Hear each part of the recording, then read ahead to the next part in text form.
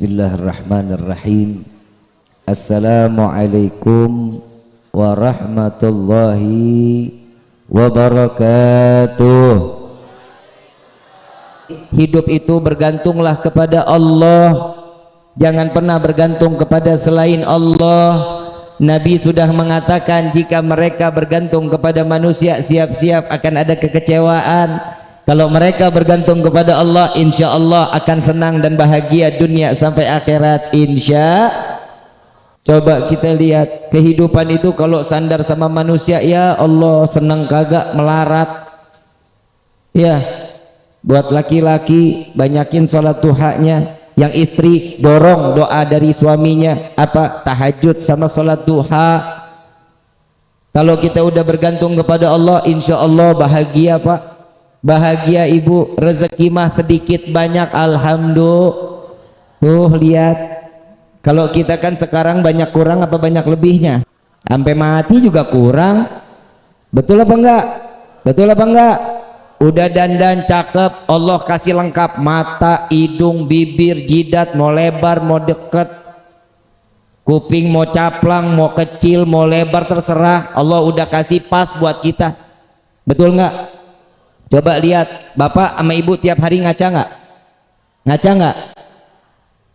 Cocok nggak? Ibu ngaca, bapak ngaca, nama yang dikasih buat kita dari orang tua pas nggak sama muka kita? Pas nggak? Ayo jawab, ngepas nggak?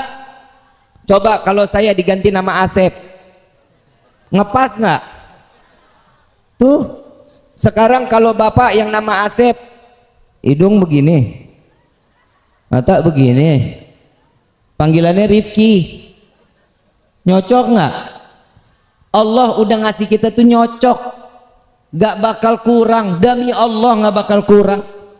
Kadang manusia itu sudah dikasih, syukur dong sama Allah. Kenapa? Ini loh hadiah dari Allah, bentuknya seperti ini nih.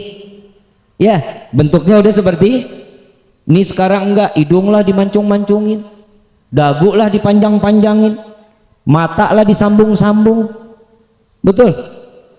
Rahang lah dibedel. Tahu rahang? Nih. Dandan boleh, ngerapihin, ngerawat boleh, mau laki mau perempuan rawat wajahnya nggak apa-apa, tapi jangan dirubah dong. Berarti itu kan sudah menyalakan kodrat dari Allah. Udah begitu, udah cari gimana nyocoknya. Paham ya? Yang perempuan rambut dipanjang-panjangin, disambung-sambung, begitu dijambak copot. Bagaimana, kan repot. Ya, udah syukur aja, udah alhamdulillah. Kalau semua kita bergantung kepada Allah, senang bukan main. Ada salah satu kisah, ada anak daripada Sayyidina Abdullah bin Umar bin Khattab radhiyallahu anhu wa radahuma. Beliau ini yang bernama Salim. Sayyidina Umar punya anak Abdullah punya anak namanya Salim radhiyallahu anhuma. Salim ini orangnya taat ibadah kepada Allah, ngikutin jejak kakeknya Sayyidina Umar bin Khattab radhiyallahu anhu waradahu. Tatkala beliau ada di dalam Ka'bah lagi salat minta sama Allah, lagi munajat dzikir kepada Allah, khalifah berserta rombongan datang. Begitu khalifah dengan rombongan di saat itu datang, masuk ke dalam Ka'bah, kebayang Pak, Bu, sholat di dalam Ka'bah, doanya ijabah langsung. Bukan di pinggiran Ka'bah, bukan di dalam masjid Makkah Al-Mukarramah, bukan, tapi masuk ke dalam Ka'bah, doa di hadapan Allah. Tiba-tiba khalifah saat itu duduk, sampingnya dia ibadah, dia sholat, dia minta, dia munajat, ditungguin. Salim tunggu selesai. Begitu selesai, lagi lengah sedikit, ditanya sama khalifah, wahai Salim, ada nggak apa yang kau inginkan? Disuruh ditagih sama pemimpin saat itu, khalifah pemimpin saat itu. Kalau kita bilang mah kuwu, kita bilang mah presiden lah ya. Itu seorang khalifah. Ditanya mau apa? Ada hajat apa, bilang kepadaku, katanya. Jawaban Salim, apa jawabannya? Engkau nggak malu wahai khalifah menanyakan kepadaku apa hajatku, sedangkan aku sedang di dalam rumah yang setiap kali apa yang aku minta diberikan oleh Allah. Ketampar nggak tuh khalifah? Ketampar bukan main lah. Minta seorang manusia ngasih sesuatu, nagih, dikasih, ditawarin, ditolak, sedangkan ini ada di dalam rumahnya Allah. Khalifah sadar, oh memang nggak pantas karena saya ngasihnya ada di dalam Ka'bah. Ya udah, tunggu Salim sampai keluar Ka'bah. Begitu Salim keluar Ka'bah, dikejar sama khalifah. Wahai Salim, minta kepada kami, apa hajatmu? Minta kepadaku, katanya. Ditanya lagi Mas Salim, ini urusan dunia, urusan akhirat. Urusan dunia dong, kalau akhirat mah saya nggak mungkin, katanya. Oh urusan dunia, maaf, urusan dunia aku minta kepada yang memiliki dunia, aku nggak pernah minta urusan dunia kepada yang pemilik dunia, apalagi aku meminta kepadamu makhluk hamba yang tidak memiliki dunia. Simak baik-baik pertanyaan ini, paham ya? Kalau dia Salim tidak pernah meminta kepada Allah urusan dunia, bagaimana seorang Salim meminta urusan dunia kepada hamba yang bukan memiliki dunia? Dari kisah ini ambil kesimpulan, Salim tidak pernah meminta selain kepada Allah. Yang pantas untuk memberikan pertolongan hanya, maka setiap manusia jika bersandar kepada Allah, jaminan di dalam kehidupannya dunia wal Rabbana atina fid dunya hasanah wa fil akhirati wa qina adzab. Tuh Nabi juga udah ngajarin doanya. Semua kan tergantung bagaimana kita. Coba model kayak kita, Pak Kuwu datang mau hajat apa, dana desa udah turun apa belum? Soklah bagi dua. Salim mah kagak. Coba urusan dunia dia nggak pernah minta sama Allah. Coba kalau kita urusan dunia minta akhirat, pernah kita minta sama Allah? Woi, pernah minta urusan akhirat sama Allah? Kapan? Kalau lagi sakit, betul? Padahal Allah udah kasih tanda lewat Nabi Muhammad SAW. Setiap manusia jika bergantung kepada Allah, kematiannya pun aman. Kenapa? Udah dikasih tanda-tanda sama Allah lewat Nabi Muhammad. Gigi copot, tanda mati. Oi, yang ngompong. Gigi copot, tanda mati. Yang kedua, kulit ditarik, lama baliknya. Apa namanya tuh? Keriput.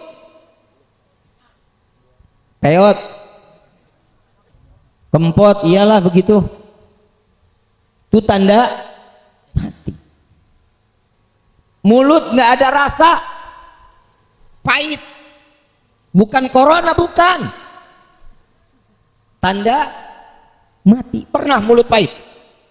Pernah ngerasain nggak enak mulutnya? Tanda mati. Hahaha. Orang dikawarin dikasih tahu tanda mati di sini mah pada senang, orang Garajati mah emang ahli sorga. Tapi bohong.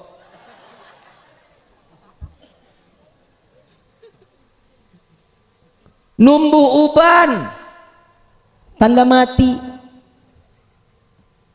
Lagi udah ubanan masih pakai legging aja lu. Ini Allah lewat Allah baik lewat Nabi Muhammad SAW.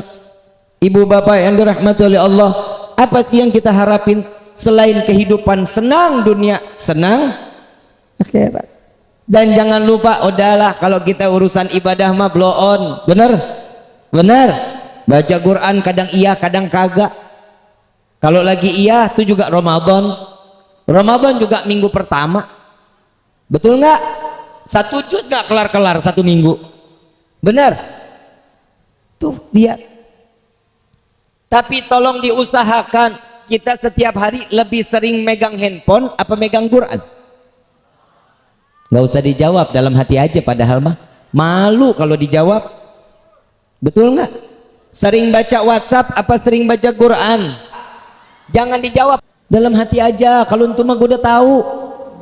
Betul? Yang nyelamatin kita WhatsApp apa Quran? Kenapa yang dibaca WhatsApp? Ini dunia udah mulai terbalik. Ibu bapak yang dirahmati oleh Allah, tolong sisain satu waktu aja. Satu waktu sebentar, nggak sampai 1 jam juga nggak apa-apa. Ambil Quran, baca Quran. Bib, saya sibuk, nggak bisa sama sekali. Kalau udah kepepet banget, emang udah udah sibuk bukan main, nggak ada waktu sama sekali. Minimal, auzubillahi minasyaitonirrajim, bismillahirrahmanirrahim, alif lam mim, sadaqallahul azim. Nggak apa-apa. Yang penting tahu bahwa kita ini seorang hamba, tugasnya cuma ibadah. Kita baca Quran tinggal baca, nggak harus menghafal kayak para sahabat Nabi Muhammad SAW.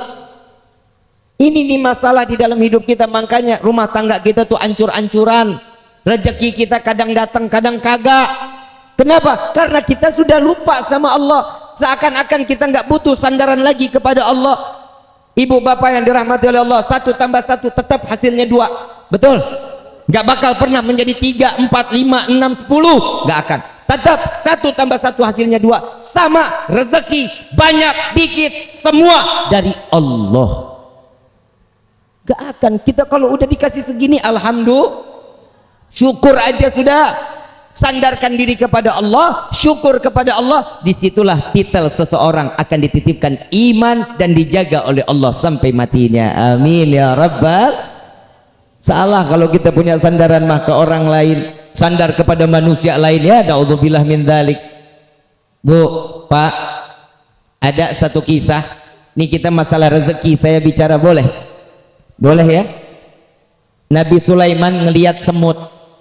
Tahu semut? Semut lagi gendong gandum. Lagi gendong, lagi jalan ke pinggir sungai, ini semut dilihatin sama Nabi Sulaiman. Ada katak, kodok, apa? Bangkong. Iyalah itu ya. Padahal kodok, bangkong mas sarua ya. Ya begitu modelnya. Ini semut masuk ke dalam mulut kodok. Gak lama setelah dimakan, semut ini masuk ke dalam mulut kodok, kodok nyemplung ke dalam sungai. Enggak lama keluar lagi. Begitu keluar, semut keluar dari mulutnya, jalan tanpa bawa gandum. Nabi Sulaiman tanya, semut, habis dari mana? Habis ketemu kodok. Gandumnya kemana? Udah dititipin buat cacing yang di dalam sungai. Atas perintah siapa? Allah memerintahkanku untuk membawa gandum sampai aku masuk ke dalam mulut kodok, masuk ke dalam sungai. Semut mana bisa berenang? Cara Allah, itulah wasilahnya Allah memberikan rezeki kita lewat siapa aja, dan itu targetnya betul sampai kemana target yang dituju oleh Allah. Amin ya insya. Tuh cacing, binatang yang ada di dalam sungai persis rezekinya dengan aturan Allah, betul apa enggak? Masa kita kalah sih sama semut? Semut aja dapat perintah, begitu dapat perintah oleh Allah bawa gandumnya kepada cacing, tahu kodok udah siap, cacing tinggal makan. Masa kita manusia punya akal, punya hati, punya pikiran, punya perasaan, kita nggak bisa ngejalanin kehidupan kita hanya rezeki, hanya bergantung kepada Allah? Ada satu kisah lagi, semut diambil sama Nabi Allah Sulaiman. Ditanya, wahai semut, setahun makananmu seberapa banyak? Kata semut, 1 butir gandum untuk 1 tahun. 1 butir gandum untuk 1 tahun. Diambil semut ini, dimasukin ke toples, dikasih gandum 1 biji. Sampai 1 tahun dilihat itu gandum masih sisa setengah. Gandumnya sisa setengah. Begitu sisa setengah, Nabi Sulaiman tanya, wahai semut, katanya ini gandum habis dalam waktu 1 tahun, kok sekarang sudah setahun masih ada setengah? Wahai Nabi Allah Sulaiman, jika aku di luar dari toples ini, pergantunganku kepada Allah, Allah memberikan rezekiku kepadaku banyak, tidak akan pernah terhingga. Tapi saat ini rezekiku tergantung daripadamu. Aku sisakan setengah ini. Aku khawatir tahun yang akan datang engkau lupa memberikan rezeki kepada aku, kata semut. Nabi Sulaiman minta ampun kepada Allah bahwasanya tidak ada rezeki yang paling luas untuk diberikan kepada setiap hamba kecuali Allah. Masa kita kalah sama semut? Semut aja sadar yang bagi rezeki siapa. Di dalam kitab Tauhid, di dalam hadits qudsi Allah Subhanahu wa taala mengatakan, seberapa banyak hambaku dikumpulkan di tanah lapang dari zaman Nabi Allah Adam sampai akhir zaman, baik itu manusia, baik itu jin, baik itu binatang, semua meminta rezeki kepadaku, aku akan berikan sebagaimana aku celupkan jarum ke dasar lautan, lalu aku hempaskan kepada mereka, semua mendapatkan rata di dalam rezeki yang dia inginkan.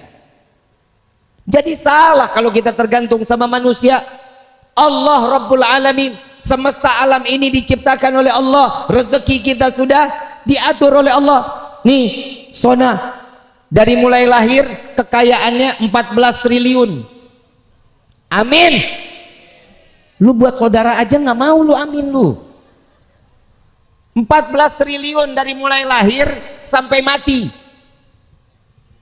Jadi malah didiemin. Sona parah ya keluarga lu ya, jahat lu dia lu. 14 triliun sampai mati ya segitu, nggak bisa lebih. Mau dipaksa lebih nggak bisa. Ya tambahin 1 perak nggak bisa. Makanya hidup kudu syukur ini nih. Kalau dapat sedikit alhamdulillah, dapat banyak alhamdulillah.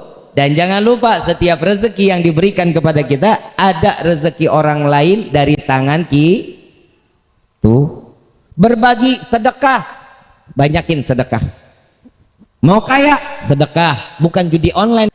Ada yang ngomong sama saya Pak di TikTok, Habib, saya main judi slot, judi online, pakai foto ulama boleh apa enggak?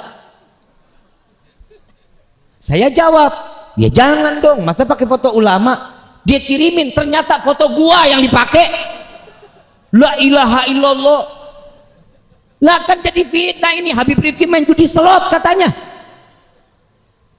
Maksudnya apa nih pakai foto saya? Jangan dong. Bukan Bib, biar kena terus bisa berkah rezekinya. Ya haram, ya haram. Judi nggak ada yang ngejanjiin jadi kaya, nggak ada. Judi nggak bakal bisa ngebuat kita jadi kaya, nggak bakalan. Sekali kena, iya. 2, 3, 4 miskinkan oleh Allah. Na'udzubillahi min. Nah tuh hati-hati ya.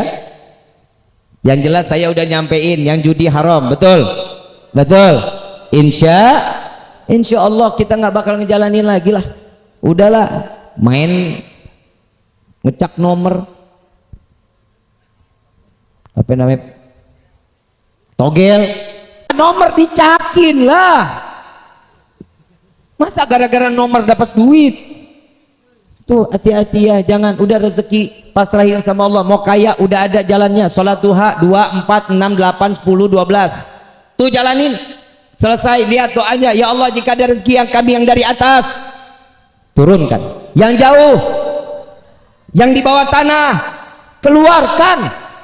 Ini loh minta kita paksa Allah untuk memberikan rezeki buat kita. Bib, saya sudah baca Waqiah, udah. Saya sholat duha, udah. Baca surat Ibrahim. Begitu baca surat Ibrahim minta munajat kepada Allah biar dikasih keberkahan dalam rezeki. Setelah itu baca apa? Gak datang juga rezeki, baca surat Hajj, minta sama Allah biar diberkahin lagi rezeki kita untuk bisa menjalankan ibadah umrah dan haji.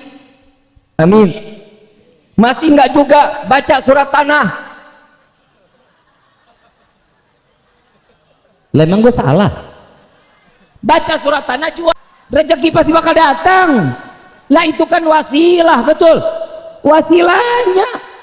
Tapi yang pertama ikhtiar. Tawakal kita boleh. Tahu nggak sih Bu, Pak, ikhtiar ini kan kita wajib, betul. Selain kita hanya kepada Allah, ikhtiar itu diperlukan di dalam hidup kita. Contoh, bapak ibu punya motor, ya, motornya nggak dikunci, kuncinya ditempel, paham ya? kuncinya ditempel, ditinggal, udah saya tawakal kepada Allah. Itu namanya tolol. Begitu keluar hilang. Emang Allah tugasnya jagain motor lu lah, ikhtiar taruh motor depan rumah, kunci setang, pasang gembok, kalau hilang ya takdir. Kenapa? Itulah gunanya ikhtiar. Semua tawakal lagi kepada Allah. Sama nih, hati-hati ya Bu Pak, nih kadang kita suka kafir tanpa sepengetahuan. Bapak Ibu pernah sakit, cuman gara minum obat, obat disanjung-sanjung luar biasa. Kemarin nih, lu tahu nggak, kepala gue sakit banget sampai pengen pecah, hanya minum obat ini, wah sehat gua. Nah itu kafir tuh. Hati-hati, yang ngasih penyakit siapa? Yang nyembuhin siapa? Jangan lupa baca alhamdulillah. Saya kemarin sakit kepala, begitu saya minum obat ini, alhamdulillah sembuh. Bawa tetap nama Allah. Gak ada obat nyembuhin kita, itu wasilah. Paham ya? Jangan semua udah nih berkat ini berkat, nggak ada begitu. Semua Allah yang punya aturan. Allah yang kasih penyakit, Allah yang angkat penyakit kita. Kalau Allah kasih penyakit buat kita, sabar. Kenapa? Karena di situ Allah pengen nguras dosa kita. Amin. Tuh kan disuruh lagi. Ibu bapak yang dirahmati oleh Allah, kalau sudah sandaran kita kepada Allah, yakin kita kepada Allah, maka pertolongan Allah akan tetap datang kepada kita, insya Allah.